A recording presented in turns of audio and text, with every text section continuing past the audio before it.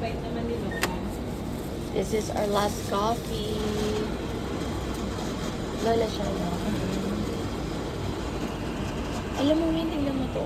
Meron siyang hydrogen roasted coffee, hot regular, hot coffee large, black coffee. Social po.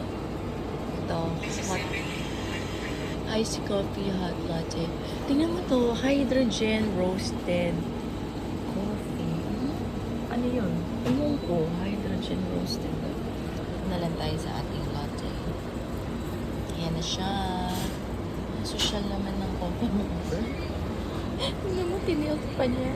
No, talagang sinaside niya. Oo, ganun pala. Kasi nagulat ako nung minsan. Small ba to? Ay, hindi, malaki. Itong kasama. Hot coffee. Kasama na siya, beshi. Sabi ng vlog mo.